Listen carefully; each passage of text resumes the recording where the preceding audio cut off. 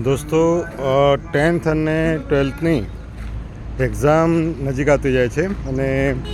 જેમાં ઘણા બધા બાળકોની અને મા બાપની ફરિયાદો છે કે અમારા બાળકોની યાદશક્તિમાં તકલીફ પડી રહી છે, એમની કાર્યક્રમ કરવાની જે ક્ષમતા છે એ ઓછી થતી જાય છે એવું અમને લાગે છે, તેમજ સ્વભાવમાં ચીડચીડા પણ થવા લાગી છે. તો મિત્રો, વિટામિન B12 અને B12 અને બાકીના જે વિટામિન છે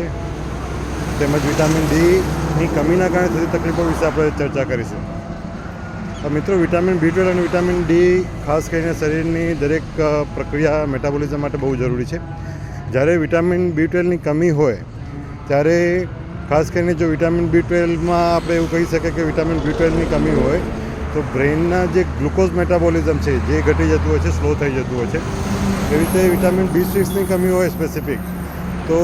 જનરલી તો આમ વિટામિન એક સાથે બધા શેર ઓછા થતા હોય છે. B6ની જ્યારે કમી હોય સાથે તો ન્યુરોટ્રાન્સમીટરનું જે પ્રોડક્શન હોય છે એ ઘટી જતું હોય છે, જેમાં ખાસ કરીને હેપી હોર્મોન પણ આવતા હોય છે જે આપણી યાદશક્તિ, મેમરી માટે જરૂરી છે. ત્રીજું, વિટામિનની કમીના કારણે, B12ની કમીના કારણે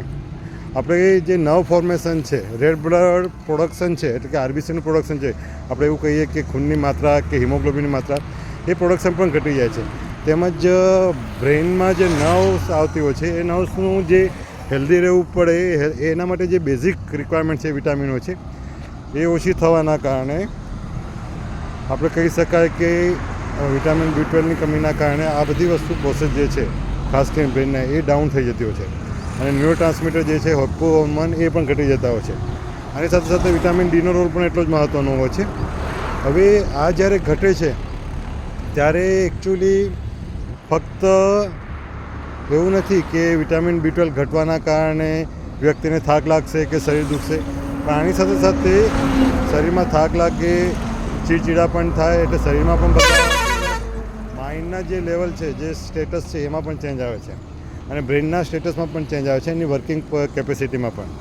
કે શરીરમાં દુખાવો થશે, બોડી એક થશે, ઊંઘ કદાચ વધારે આવે, શરીરમાં લેધાર્જી થાય અને જો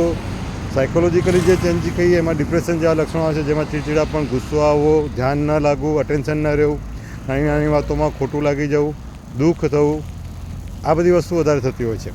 તેમજ બ્રેઇનના રિલેટેડ આપણે જે ચેન્જીસ કહીએ એમાં યાદશક્તિમાં તકલીફ પડતી હોય છે. જેમ કે આપણે પહેલાં 1 કલાક જે વાંચતા હતા એમાં કદાચ આપણે 20 પેજ વાંચી કાઢીએ, હવે એવું થાય કે 1 કલાકમાં આપણે 10 જ પેજ વાંચી રહ્યા અને 10 પેજમાંથી પણ યાદ ન રહેતું, એટલે મેમરી ઇમ્પેરમેન્ટ થવાની શરૂઆત થતી હોય છે. તો મોટાભાગે જે એક્ઝામ ગોઈંગ સ્ટુડન્ટો છે જેમના આપણે કહી શકીએ કે ખાવા પીવાનું એક રેગ્યુલર નથી રહેતું હોતું, તેમજ સ્ટ્રેસ પણ રહેતું હોય છે એક્ઝામના રિલેટેડ, તો આ ટાઈમે ફૂડ એક પ્રોપરલી સપ્લિમેન્ટ લેવું જરૂરી છે, એક ઊંઘ લેવી જરૂરી છે અને સવારમાં વિટામિન ડીનું એક્સપોઝર મળી રહે તે માટે, વિટામિન ડીનું પ્રોસેસ થાય એના માટે સનલાઇટનું એક્સપોઝર મળવું જરૂરી છે. તેમજ જો પોસિબલ હોય તો ફૂડની હેબિટ એક રેગ્યુલર રાખવી જરૂરી છે અને જરૂર પડે તો ઇન્વેસ્ટિગેશન કરીને સપ્લિમેન્ટ લેવી પણ જરૂરી છે વિટામિન B12ની દવાઓ, જેનાથી એક્ઝામ પહેલાં કોઈ મેમરીમાં કે રીડિંગમાં કોઈ મેમરીમાં ઇમ્પ્રુવમેન્ટ થવાના કારણે રીડિંગમાં તકલીફ ન પડે. Thank you.